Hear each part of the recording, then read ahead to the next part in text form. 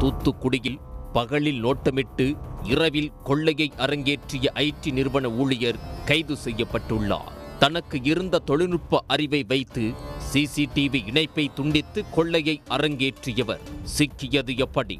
தூத்துக்குடியில் திருட்டு சம்பவங்களை தடுக்க மாவட்ட காவல் கண்காணிப்பாளர் ஆல்பர்ட் ஜான் உத்தரவின் அடிப்படையில் தனிப்படைகள் அமைக்கப்பட்டு போலீசார் தீவிர விசாரணை நடத்தி வந்தனர்.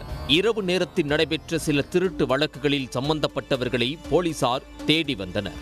இந்நிலையில் நேற்று அதிகாலையில் மில்லர்புரத்தில் உள்ள நாராயணன் என்பவரது வீட்டிலிருந்து சிசிடிவி பென்டிரைவ் திருடிக் கொண்டு சென்ற ஒருவர் தனிப்படை போலீசாரிடம் சிக்கிக் கொண்டார்.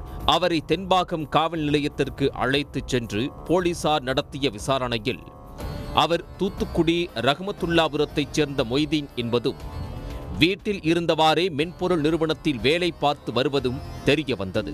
அவரது மனைவி ஷிப்பிங் கம்பெனியில் ஊழியராக இருப்பதும் தெரிய வந்தது. இந்த தம்பதிக்கு 2 குழந்தைகள் உள்ளனர். மொய்தீன் பகலில் தான் செல்லும் வழிகளில் பூட்டி கிடக்கும் வீடுகளை நோட்டமிடுவதும் இரவில் வீடுகளுக்கு சென்று கொள்ளையடிப்பதையும் வாடிக்கையாக வைத்திருந்துள்ளார். கடந்த மாதம் 21ஆம் தேதி இரவு டூவிபுரம் 5வது தெருவில் 2 வீடுகளில் தங்க நகைகளையும் வெள்ளி பொருட்களையும், ஜூலை மாதம் 24ஆம் தேதி மில்லர்புரம் பள்ளிவாசல் தெருவில் உள்ள ஒரு வீட்டில் தங்க நகைகளையும், ஏப்ரல் மாதம் 9ஆம் தேதி சிதம்பர நகர் 3வது தெருவில் உள்ள ஒரு வீட்டில் 1 லட்சம் ரூபாயையும் திருடியதை ஒப்புக்கொண்டார்.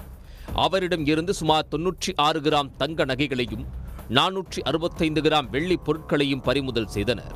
இவர் மீது திருச்சி, வேலூர், கோவை, கோவில்பட்டி உள்ளிட்ட இடங்களில் சுமார் 10 வழக்குகள் உள்ளதும் தெரிய வந்துள்ளது.